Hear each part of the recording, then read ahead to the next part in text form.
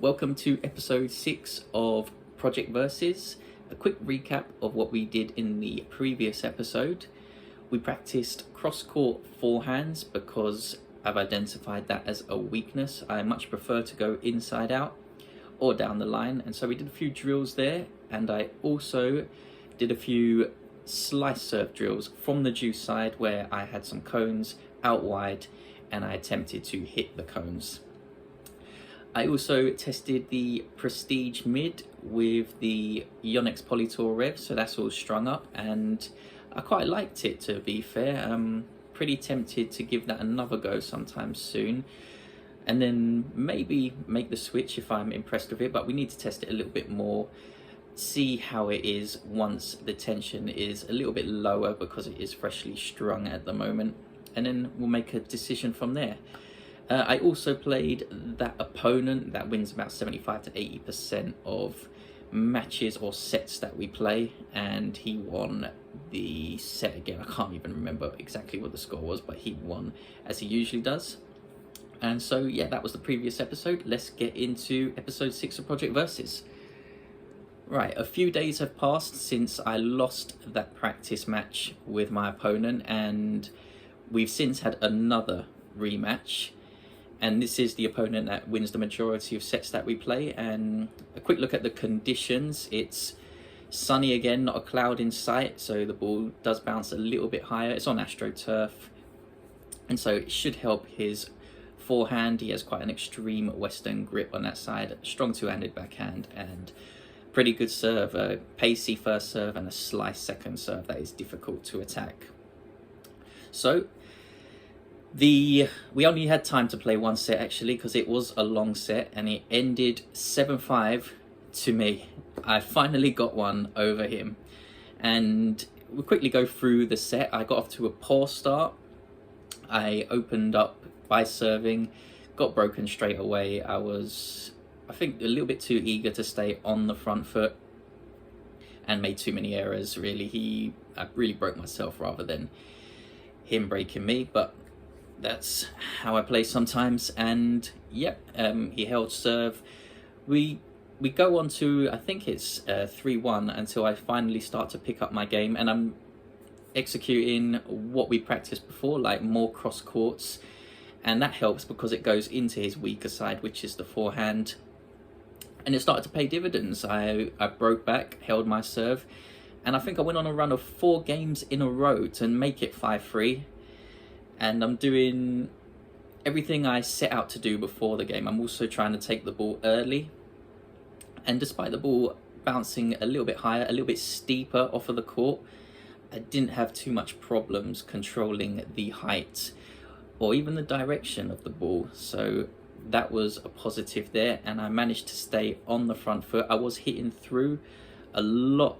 In fact, I think I hit through at least 90% of first and second serve returns. I tried to avoid blocking them back so he wouldn't be on the front foot from the off like the majority of the points, and it seems to work. It definitely seems to work in those drier, sunnier conditions. And so I make it 5-3. It's me to serve out the set, and of course I threw in like 2 or 3 double faults in this set. It was just bizarre really, and I'm gonna make a note of that because it's something we need to work on, and we have been working on it in our drills. It's just, yeah, another poor display of serving.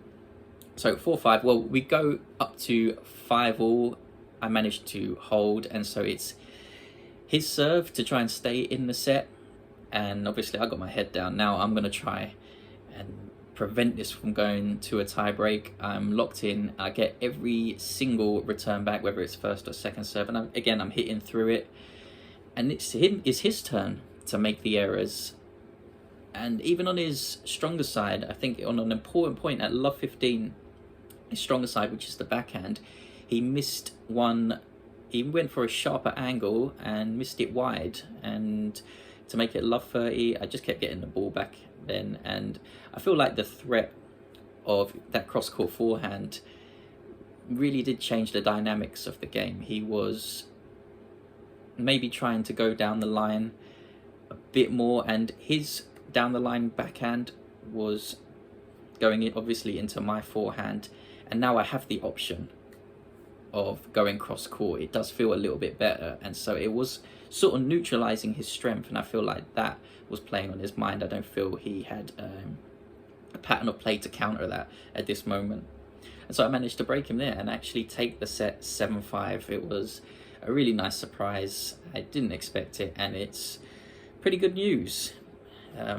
Going forward, I do have a few tournaments lined up, and we'll get into one of them later on in this episode. So yeah, we'll go through what went right in this set, and then we'll go through what went wrong.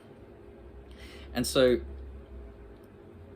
looking at what went right, I feel like taking the ball early again really does work in these sort of conditions. The ball bouncing higher, although I'm able to prevent the ball bouncing over my shoulders. Of course, the surface helps as well. AstroTurf is low bouncing in terms of comparing to all the other surfaces we could potentially play on, so I'm a little bit lucky in that regard.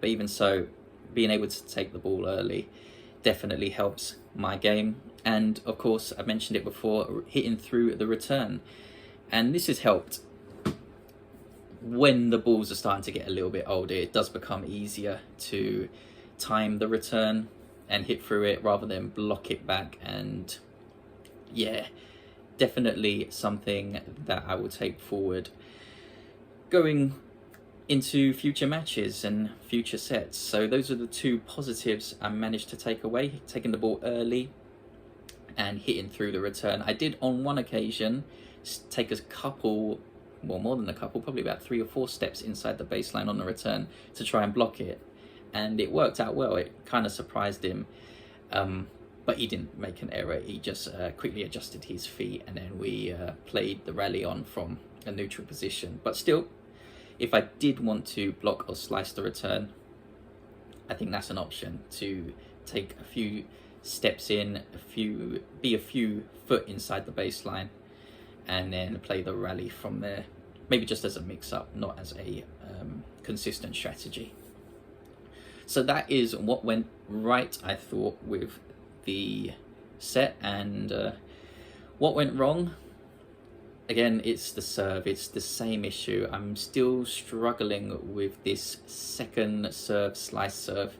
And even the first serve, I did hit 1 ace, and I got a few 3 points. Well, that's more than usual, so that's a positive. Maybe I could have included that, but it's the second serve. I still don't feel safe hitting this second serve, especially on pressure points.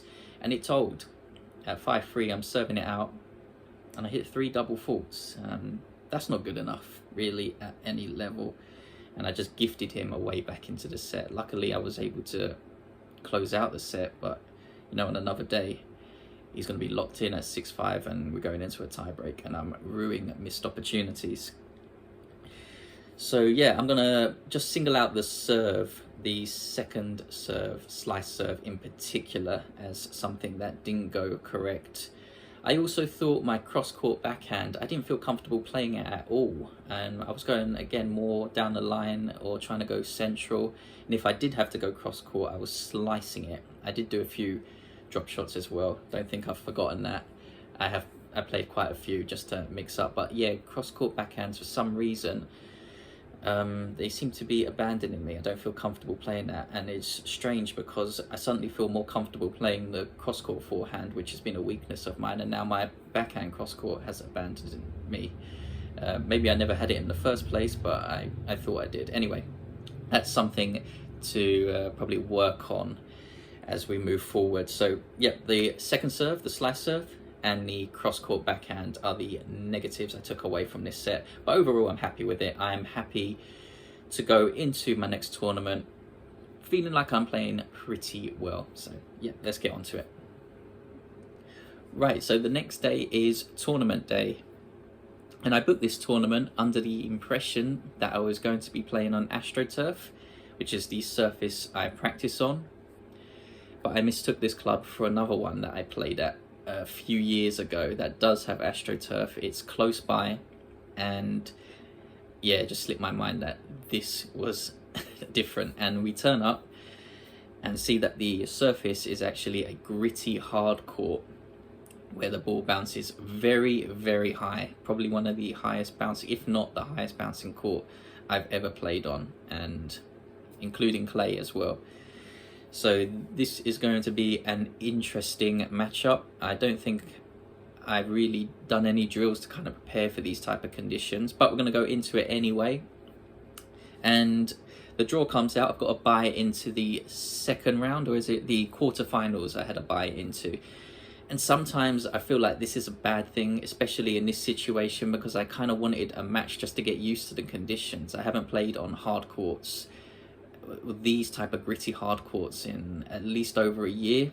And so I was hoping to get a match in the first round, not just get a bye straight into the quarterfinals where I could play a potentially very good player who's had a hit on the surface, who's used to the conditions and knows what to expect. But unfortunately, we do have a bye into the quarterfinals, and we're just going to have to deal with it. And so, yeah, let's get into our quarterfinal match. So the first set ended 4-1 to my opponent. He's got pretty good serve, quite tall. I believe he's about 6 foot at least. Good first serve and quite a good second serve that moves through the court, and it's helped by that higher bouncing court. It does tend to rear up above your shoulders. And so, you know what I've been trying to do? I've been drilling, and in practice matches I've been trying to take the ball earlier, and on the AstroTurf it's been a success, especially recently.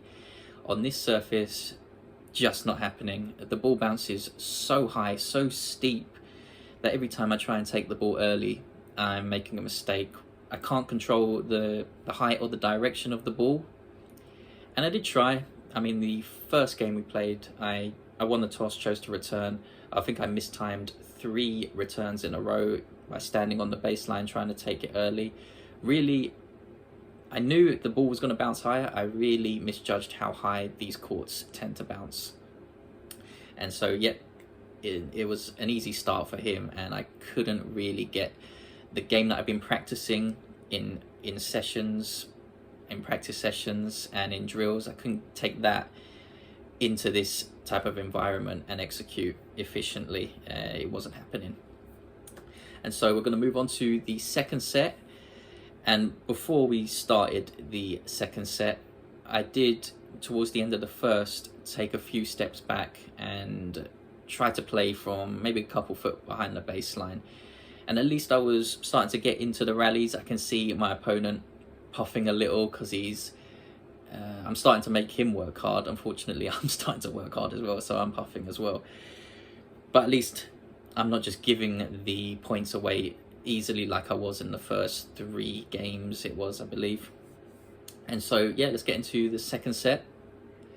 And the second set ended 4-1 to my opponent. So even though I've tried to adjust my strategy to fit the conditions a little bit better, it's too late. He's already dialed in.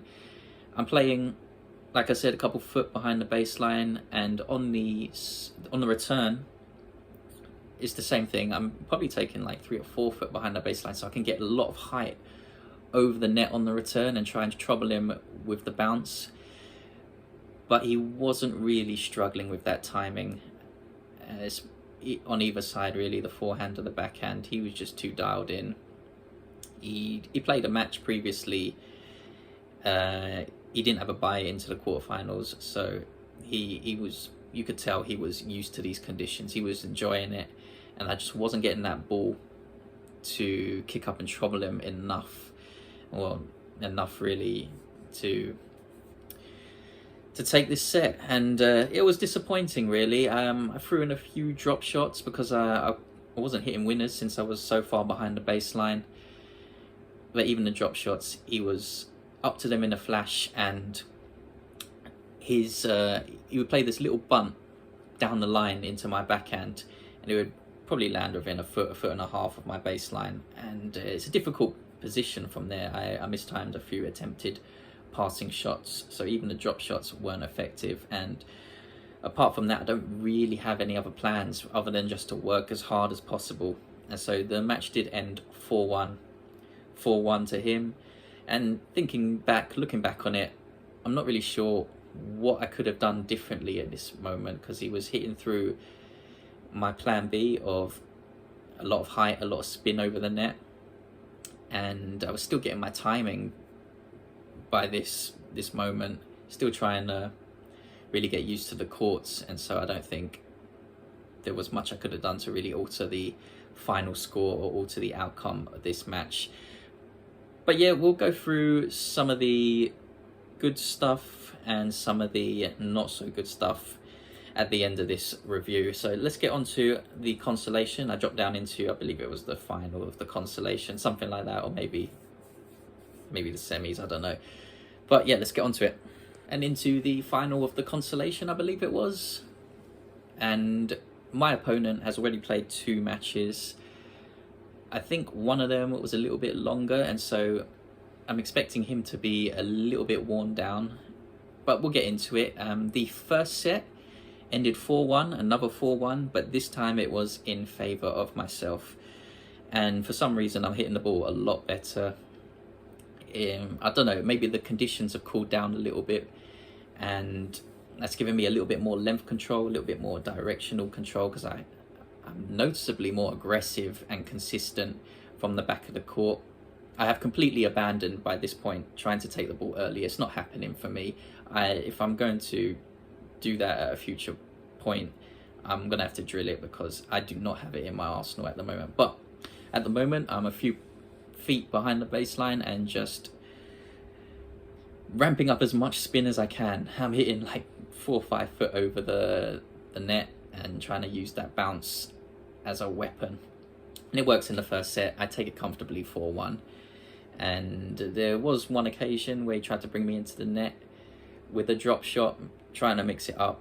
I sliced it down the line, hit a good passing shot, and I managed to reach over and cross-court volley it for a winner. So luckily, happily as well, my volleys were still there. They have not abandoned me. And let's get into the second set.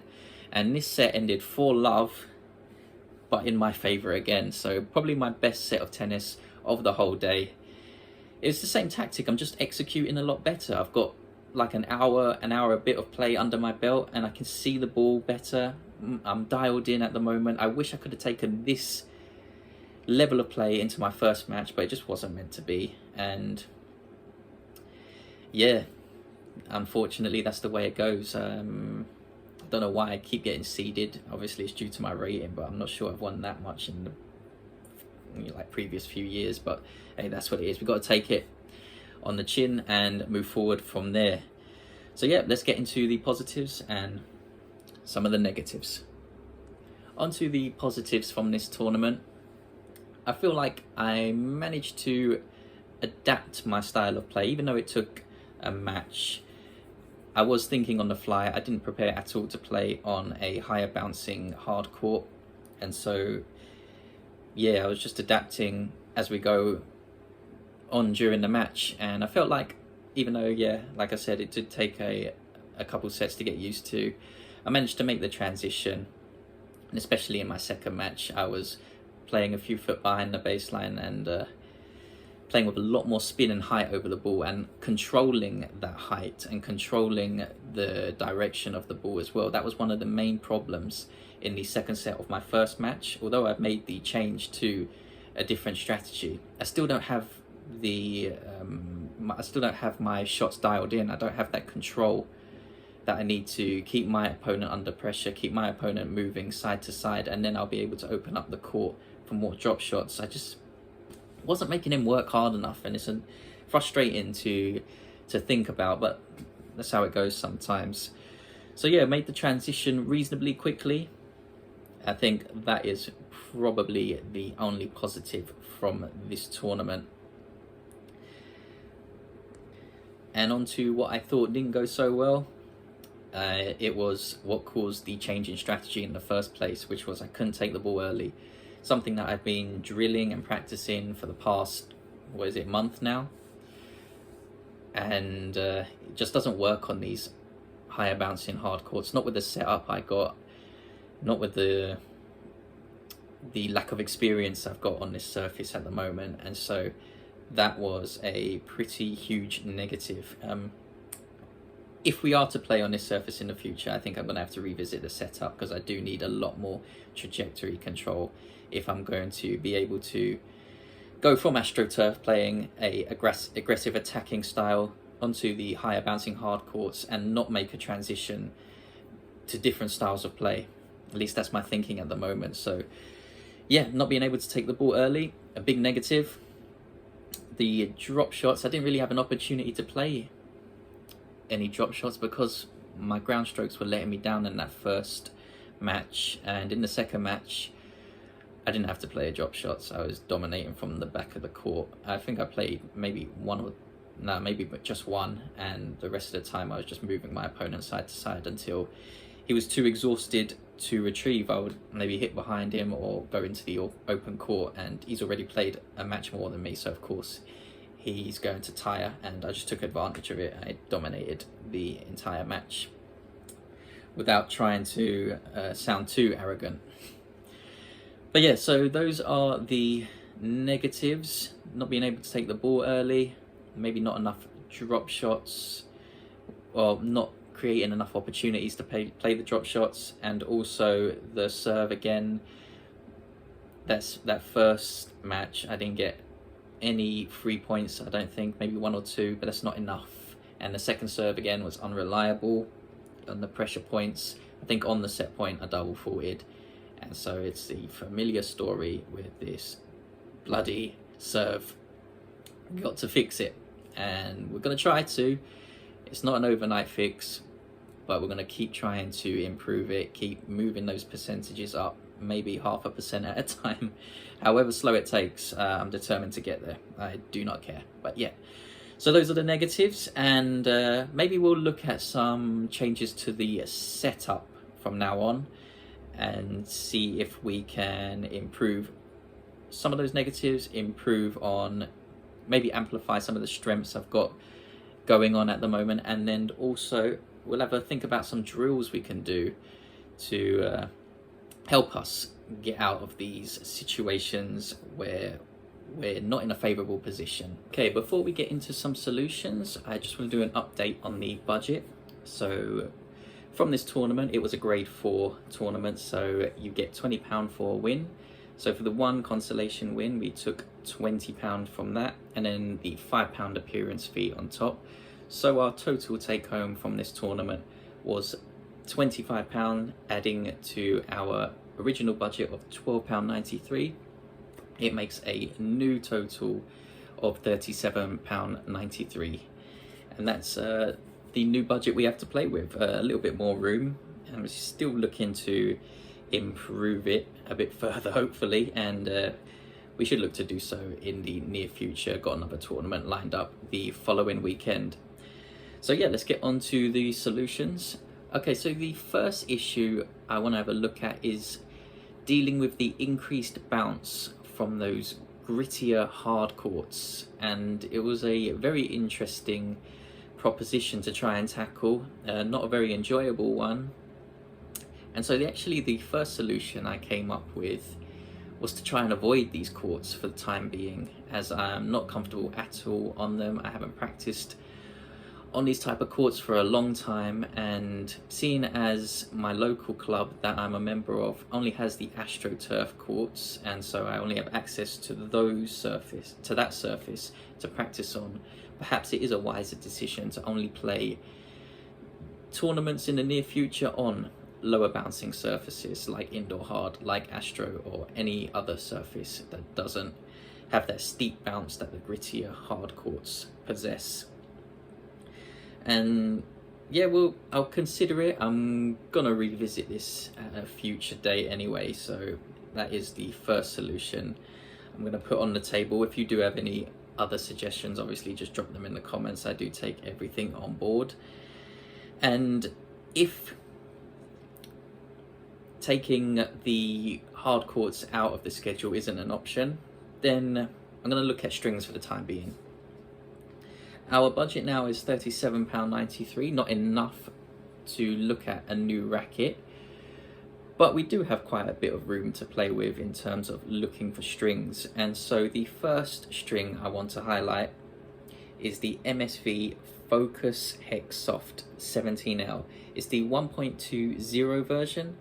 And the reason I've highlighted this is the lower deflection at 31.8 millimeters. So a little bit lower than our current deflection of 32.0 with the Poly Tour Rev. This string, a bit stiffer at 194.3 pounds. I do fear that that might counter the increased precision we get from the lower deflection, as I've tended to find that a higher stiffness string on average gives lower trajectory control, although the increase in length control could offset that again. It does get a little bit complicated, but I'm just putting my concerns out there so everyone knows what I'm thinking. But going further across this table, the tension maintenance at 25.8% is, well, the tension loss is 25.8%. It's very good. It's above average for a polyester, and so that is something I'm looking for if I'm going to try and give myself more chance of controlling the height and controlling the direction on a gritty, high bouncing court. Going across, that energy return at 89.7 is very high. So despite this string being a little bit stiffer, which in theory should give us a bit more length control, and we look at the energy return at 89.7% and then look at the dwell time at 33.9 milliseconds, that indicates to me that we're going to have quite a high shot speed. And with a high shot speed, consistently attacking becomes a little bit more difficult. We need that height control to be absolutely pinpoint if we're going to stay on the front foot with a powerful string. So let's hope that that is the case. And going further across, we've got a string to string friction of 0.081, so maybe just a tiny bit above average for polyester, but still quite slippery. We'll still get a lot of snapback. I was actually thinking I would prefer a string with an even higher string to string friction to almost prevent snapback, almost prevent too much string movement, so we can really maximize that trajectory control. But that's the string I'm going to highlight for now. I thought it was a pretty interesting one. Another issue I want to take into account is how thin the string is at 1.20 millimeters. That is obviously on the very thin side, and I'm not sure I'll be able to have this in a full bed and have the string last, you know, longer than 2 weeks. With the players that I'm playing, how hard they hit the ball, might have to test it out on court. But if it is the case that the string doesn't last as long and I can't keep buying set after set because my budget is only £37.93 at the moment, I could put it in the crosses and actually keep the Poly Tour Rev in the mains. So I don't often have a hybrid of different polyesters, but yeah, that's an option to take, and I'd still get the benefit of, you know, the lower deflection, the increase in stiffness for more length control, and the increase in tension maintenance. So that's an option if I don't manage to run up my budget enough in time. But if I do manage to get a few more wins at some upcoming tournaments and increase that budget, then I could just buy a set. This string, if I remember correctly, is not too much for a reel, a 200-meter reel. So if it is the case that I'm breaking a lot of strings, I'll just restring it. I mean, you get 16 sets in a reel, a 200-meter reel. So that is a cost-effective solution. But yeah, that's the string I wanted to highlight for this exercise. It's really interesting. I do actually want to have a go at this, so we'll see what happens in the future. So yeah, and that's actually it for this episode. I've run out of time, unfortunately, and I did have one more solution I wanted to present everyone with, but I'll go into more detail on that in the next episode. So yeah, that's the end of episode 6. I hope you enjoyed it. If you did, it might be worth checking out our other content and staying tuned for future episodes. And if you have any suggestions, just drop them in the comments. I do take everything on board. I also want to remind everyone that I have a new private subreddit where we discuss each other's setups. We use data to improve each other's setups, and hopefully everyone can learn from each other in the process. So if that sounds like something you'd like to be a part of, just drop your Reddit username in the comments, or if you don't want to drop it in the comments, just email it to me at cupenyatennis@hotmail.com, and I will approve you from there. You won't be able to contribute or even find the subreddit until I have approved you, because I've set it to private. So yeah, I'll hopefully see you there, and I will hopefully see everyone else on future videos. So until then, everyone, take care.